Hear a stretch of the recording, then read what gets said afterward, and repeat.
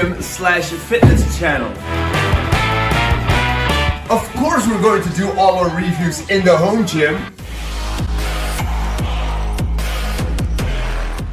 What's up guys, welcome to Brookie, welcome to the unboxing and the first impressions video of the T1 electrical folding bike by DYU. Let's first address the elephant in the room. Why is this bike already out of the box if we still have to do the unboxing? Well, obviously I got way too excited, and if I see a package, I need to open it immediately, so I'm not really good at that unboxing thing, but I did film everything, so we're going to check out that footage. Also, the other elephant in the room, yeah, a lot of elephants here. Why are we reviewing an electrical bike if this is a fitness/home gym channel? Well, up until I was 21, I've always used a bike as a main mode of transportation. So that was very nice, but once I got a car, I was so sick and tired of always biking into the wind that I stopped using a bicycle altogether. So fitness-wise, this was not a good move. When DYU reached out to me, I was like, hey, but this is an electrical bike. So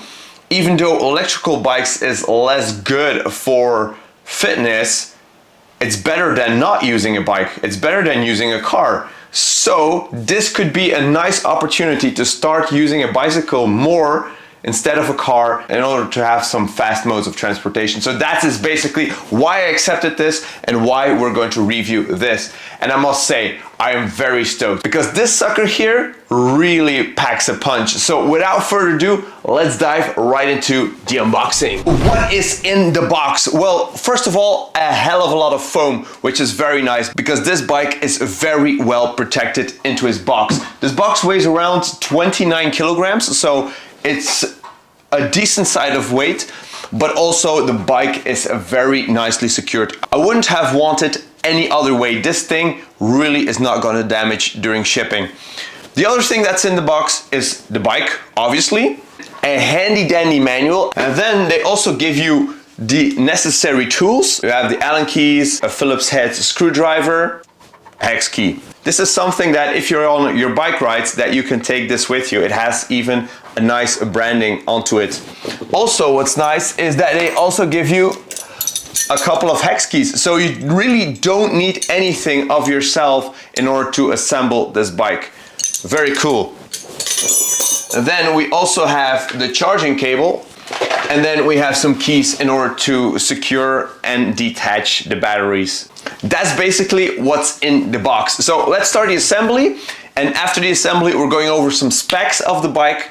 We're going to test the bike, and then we're going to wrap up this video. Make sure you hit that subscribe button so you really don't miss out the next videos about this thing, because I'm going to test one battery cycle, what we can get out of that.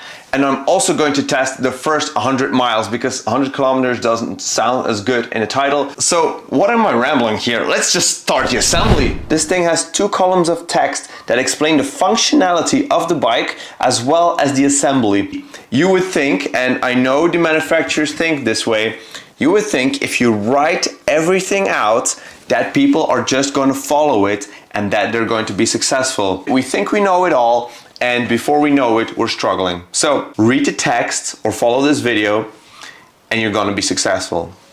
It's that easy. So for the assembly, what you're going to notice is that you first have to undo this bolt here, and that's very nice. That's basically to protect the fork during transportation, and with that loosened, you can add the front wheel. And the front wheel is tightened with this 16mm hex key. You have to make sure that the wheel is in all the way. Assemble the handlebar. The handlebar, very easy. First you have to pry open the stem. You loosen up 2 bolts at the top. You put in the handlebars. You make sure that they're nice and level or the way you like them. Then you put these 2 screws back in and you're good. And then what you should do is you take the bike by the handles and you just drive with it.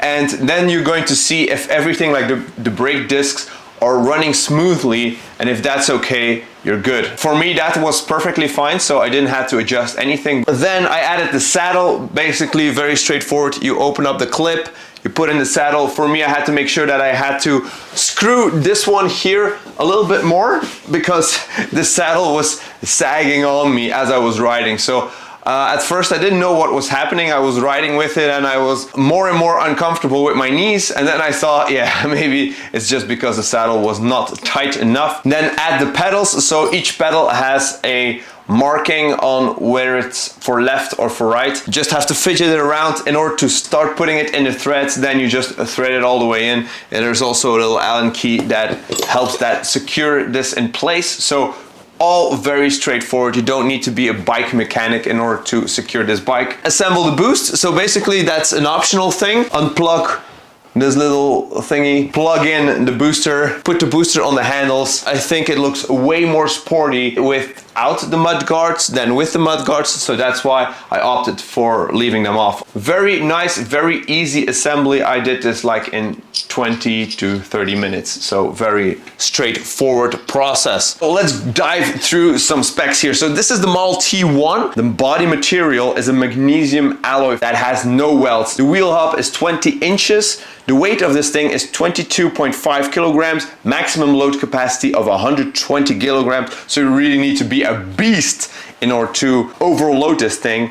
The average speed is 20 kilometers per hour, maximum design speed 25 kilometers per hour. The range in pedal assist mode is 45 to 55 kilometers. It's a 10 amp hour battery. It has a charging time of 5 to 6 hours. The motor type is an in-wheel high-speed motor. The motor rated power is 250 watts. It has a rear light, but the rear light is not connected to the battery, so that's separate. It also has a separate charging cable that they include, so that is very nice. It has braking front and rear mechanical disc brakes, which I really like. I never had that on a bike. I always thought that was a very fancy feature on a bike, but hey, this one has it. All right, so let's talk about pricing. So this bike here comes at a cost of 850 euros, which I think is a very well priced. By the way, if you want to buy this bike, I have an affiliate link in the description below. A couple of main things. Basically, they cut costs where they can cut costs, in my opinion, as it comes to an electrical bike, and they put high valuable materials where they should be putting high valuable materials. The frame is well built, magnesium alloy, as I said before. The brake system is Shimano, so that's a very well-known brand. The battery has a decent capacity of 45 kilometers, which is absolutely okay. And where they did cut costs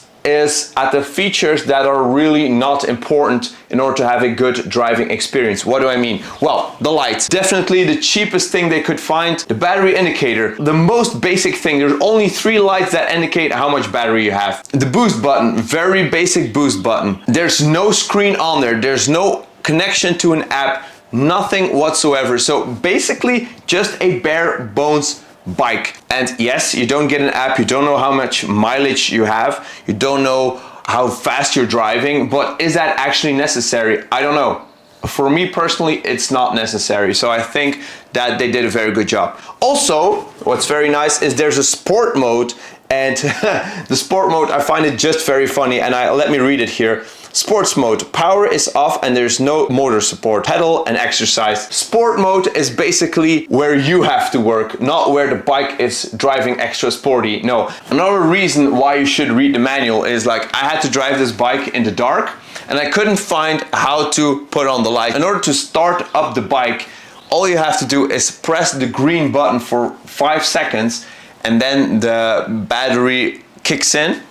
And then you just press one time in order to shine the light. And then one time again to turn off the lights.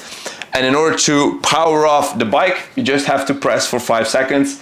The lights go out and you're done. Next to that, this bike is also a folding bike. So let's look at that feature. 2, 3, 4.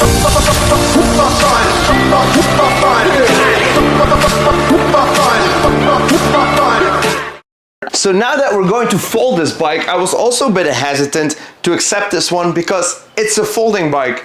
Isn't folding bikes for people who live in cities? Well, basically, no, because a folding bike could also be good if you go on a trip. You just can fold your bike in, put it in your trunk, and you can go wherever you want. And then if you need to bike, you can take out your bicycle out of your car. So I think that's a very nice feature of a foldable bike, which people probably underestimate. You have your bike, it's basically a very compact package. So another feature of this bike is that it has a mechanical shifter. Basically you have 7 gears, 1 wheel in the front, 7 in the back. Also it has power cutoff brakes, so whenever you brake, it's also going to cut off the motor, so you're not going to waste energy on the motor, or you're not going to damage your gears or anything by having torque on the motor and braking at the same time. Am I going to use this bike? Obviously yes, for small rides. If I'm going to jiu-jitsu, I'm going to try and ride this bicycle a little bit more, because that's basically the scenario that I see myself using it. Overall, I'm very pleased with this bike. If you're in the market for a foldable e-bike, this is definitely one for you. As I said earlier, look forward to me riding this bike. I'm going to test this one out. One full battery charge. We're going to drive with this thing. We're going to do all kinds of crazy stuff with it. And we're also going to do a review after 100 miles, because that is also something that you should know. The way I'm going to know the mileage is basically by having a manual piece of paper where I write every time that I do a commute or something. I don't know, who cares? So yeah, thank you so much for watching, guys. I hope you liked this video. I hope you got something out of it. I hope you're inspired to get this bike, or to get any e-bike for that matter. I really recommend this one. Also, don't forget the affiliate link in the description below. It could help me out a little bit, which is always nice.